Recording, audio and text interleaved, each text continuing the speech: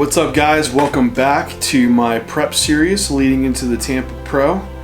I am now currently, at the time of shooting this video, I am 4 days out from the show. Y'all should be seeing this probably on show day, so you'll kind of know what my plan is leading into peak week and what me and Andrew Vu are doing together leading into it. Just to kind of go over what's happened over these past 2 weeks. Progress-wise is I've gotten a lot tighter, and this is exactly what we wanted to happen. Going to the show, I think we had a little bit of body fat left. I could get off my back and my glutes, and that's done. This is absolutely the leanest I've ever been for any show that I've ever done. So I think with that, coupled with my shape and size that I bring, should be very competitive. So I'm super excited to go into this. The change-wise, what we've made is really been running the same diet and doing the same thing. Just need that time component there, and I think that's a lot of times what you need to happen. And rather than just trying to be proactive and push yourself harder to get leaner, just let the plan work and be reactive to things. You know, if you're making great changes, don't change anything. After Chicago, you know, I was initially around 150 grams of carbohydrates, they had like 20 grams of fat in place, 250 grams of protein. That was working really well, and I was still walking like 5 miles a day outside. That amount of cardio was perfect. And the only change we had made was to decrease carbohydrates 50 grams. And that was for a short duration. My weight's come down. I'm now, this morning, I was the lightest I've been the entire prep. I was 207.0. Pretty flat. You can see it in my back shots. They just don't have as much pop to them, but super tight glute lines from middle of my glute all the way to the outside. Just peeled right now. So what we've done now is add a little bit of carbohydrates back in. I'm back up to 150 grams of carbs, 250 grams of protein, just 10 grams of fat. And that's just counting direct fat sources. So there's some incidental fats in there from like oats, but just the fats are from like 20 grams of almond butter that I do a day. So going into this week, we're slowly each day adding a little bit of food in, but trying to keep my weight down around 207. Water and sodium are still high. It's the same. I'm doing 3 gallons of water a day, which is easy for me to hit because hunger is still up high. So it's easy to kind of fill that hunger void with fluid. So it's sodium, doing 1/4 teaspoon of pink salt with all my meals. Have a little bit extra around training as well. So those are variables that are staying constant right now as we're adding a little bit of carbs in. And these carbs we're adding in, we're trying to add as much as we can in without weight increasing, because at that morning weight at 207, by 4 p.m., which is going to be my weigh-in time, I am right at 212, so it's perfect. So basically, I'm going to be able to eat and drink a normal amount of fluid in food before I weigh in, which for Chicago, that wasn't the case. Had to really bring fluid down, had to limit my food intake, and then to fill back out, it's always a challenge, and you end up running the risk of being flat, and that's what I was in Chicago. I was kind of flat. So being leaner, being able to eat and fill out normal should be a much better result. So that's the plan kind of going into this week. That's the changes we've made over these past few weeks, getting leaner.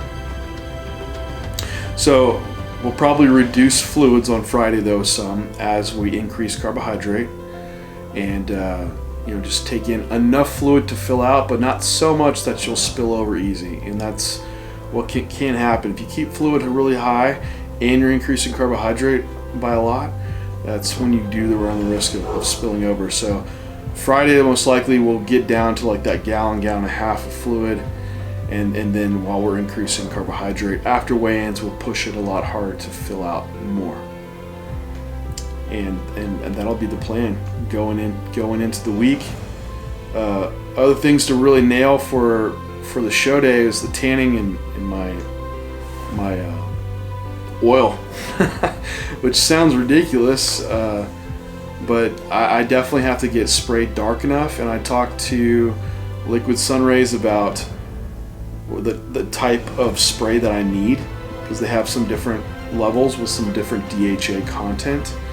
And so it's important to find those things out, because different companies will use different methods, and sometimes they spray you without the DHA, which is like the red pigment that they have that can make you really darker. And so I need more of that to get kind of that red tint that LSR has. And for posing oil, my skin gets really dry, and that was a problem in Chicago. We put oil on and I would just dry up instantly. I had no time to fix it. There was no time for me to run back over and have someone oil me. They're also using like a oil spray, which this mist spray it just wasn't enough, wasn't thick enough. So there's literally nothing that I could do about it. Even seeing it on me, like I look like I don't have oil on. So for this show, I have Andrew Vu coming backstage with me. He's going to be there right with me. I have my own bottle of oil. He'll follow me around, and we will oil up as much as needed to make sure it's spot on. So we won't leave any room for error when it comes to something as simple as that. But that's the game plan so far. So for the rest of the day, today's just another training day for me. I'm not doing anything really special with peak week training, just a continuation of the same thing. I feel really good, mental-wise, energy-wise, sleep-wise, so there's no reason to really be dropping back my training volume. It's what I've done has worked well. So today is a normal push day for me, and then that's 4 days out. Then for 3 days out, I will hit my pull day, normal back day. 2 days out will be an upper body circuit. I'll fly in on Wednesday, and then that'll be the 2 days out.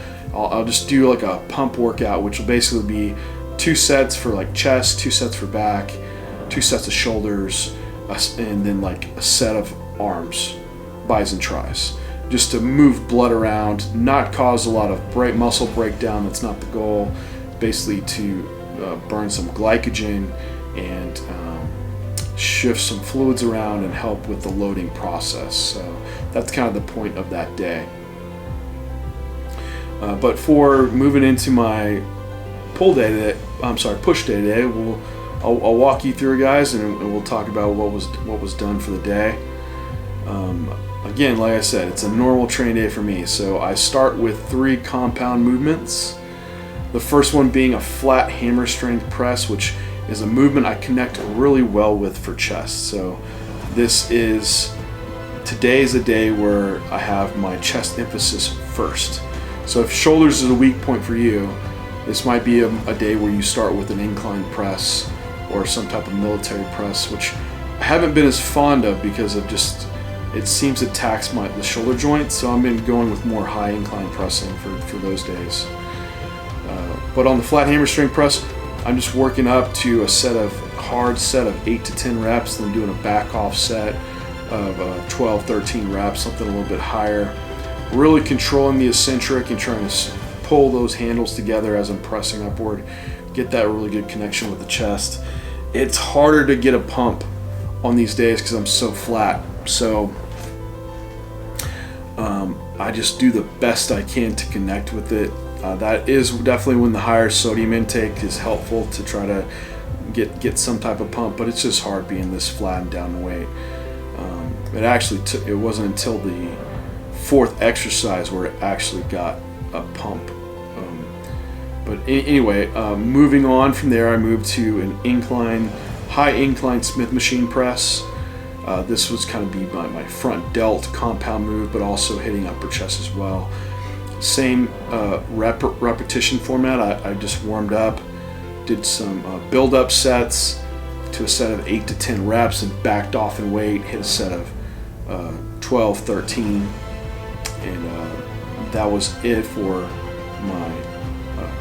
my primary chest and shoulder compound moves. Then for my tricep compound move, I Triceps are a strong point, so I pick a movement that still has some chest and shoulder involvement. So I do weighted dips and same repetition range, hit a set of 8 to 10, then back off and wait for something 10 to 15 reps. Control the eccentric, try to keep some forward lean so I keep some chest involved in the movement. This would be a movement that I would say, if you do feel really run down in your peak week, to replace with something more stable, just because you being at your lightest body weight and having more mental fatigue and just overall systemic fatigue, it can be hard to balance and stabilize. So this might be a time when you might bring in like a close grip machine press or like hammer strength decline press, something that has more stability in place. But again, like I said, for me, I felt really good, so it wasn't an issue at all. On that note, I did my last leg day yesterday, 5 days out, and I'll tell you guys, for leg training is when I would be more cautious. For my leg training, what I did for peak week is I did no axial loading, so there was nothing loading on the spine. I just stuck with leg press, leg extension. I did a reverse hyper instead of doing any type of RDL or good morning. So, and a lot of those movements load the muscle just in the shortening phase, so you don't have a lot of loading in the lengthening phase, which would potentially be the most susceptible to injury. If you're doing a heavy RDL,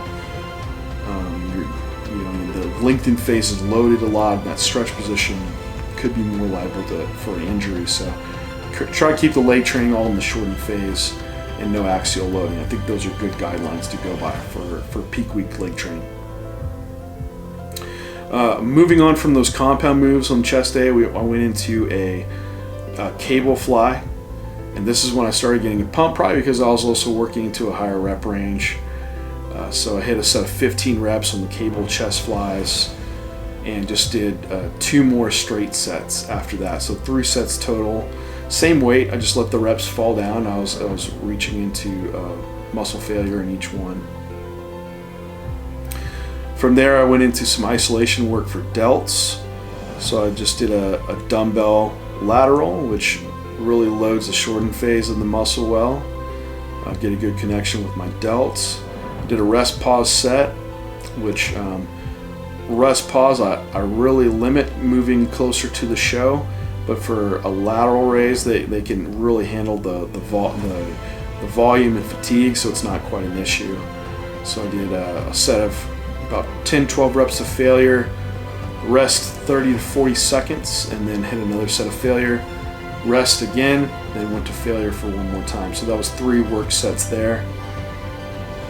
Then my last exercise moving into for like a front to side delt, and I really like these, is a cable raise laying prone on an incline bench, but I call them a lateral Y raise because you're kind of moving out like a Y. But you get good loading throughout the full range of motion since it's a cable, but you really get the full shortened phase of that lateral head, and I keep the reps higher because of that. So the weight's not very heavy, but I'm trying to hit like 20 reps on that first set. Keep the same weight and just go again for one more final set. Last thing I moved into from there was triceps, and we have a prime cable system with individual ropes, and you can set those ropes based on your shoulder width, so you can really line up your wrist, elbow, and shoulder all in a great line. Very biomechanical. I did 3 straight sets there, trying to hit 15 reps on my first set and just hit failure and just let the reps drop with the subsequent sets. And I do a slight pause when the tricep is fully stretched out, just to get some more time under tension, so I don't have to go as heavy and make it a little bit easier on my elbow, so the loading won't be as high. Last thing for triceps I did was an overhead single arm cable extension, just really getting a good stretch in the tricep. I really like the cable because I can position myself however I need to be biomechanical about it. and it gives some good tension mid-range on the tricep, depending on how you position yourself. And did two sets there. Again, trying to hit that 12 to 15 reps on those sets. And that wrapped up the push day for peak week training. I know a lot of people change their training a lot going into peak week, but I think if you feel good, what you've been doing is the same thing you should keep doing to stimulate muscle. Just have to be smart. There's no reason to take huge risks during your peak week, especially when you're in your most susceptible state for injury. And it's going to vary person to person with the risk that's there. So definitely just be smart going into it. No reason to put everything on the line. I usually tell people, take out your deadlifts, take out your back squats. There's no reason. It's okay to do more machines this week. You still train hard. You just don't need to do these movements that are so ballistic or require so much stabilization that you put yourself at risk. When it gets you to stage, you're so close. Right? But that wrapped up the training for the day. So these next 2 days I'll be packing up, and you'll probably be watching this as I'm about to compete. And I'm really excited for this lineup for Tampa. So far, there's like 25 competitors. So it's the last qualifier before the Olympia, which Tampa's always a big show because of that. You get a lot of guys coming to it. There's a lot of guys that have been moved around in points for the Olympia qualification. And so everyone's trying to get these last points in or get their last first place qualification. So it makes for a very competitive show. There's quality guys coming and there's quantity guys coming. So to do well in this show is very, very meaningful, regardless of a qualification for Olympia or not. But that's what I'm going for. I think I've made the improvements to be up there and be competitive. So I hope I can pull this one off, and we'll be continuing this prep series and going into Olympia. That's the goal. But again, guys, thank y'all for watching and the support. I'm going to bring it hard out here for this show, and hope for a win in Olympia qualification. But anyway, if y'all have questions on peak week, please leave them in the comments section below. Happy to answer those for you. And I will talk to you guys next time and give y'all a recap of Tampa.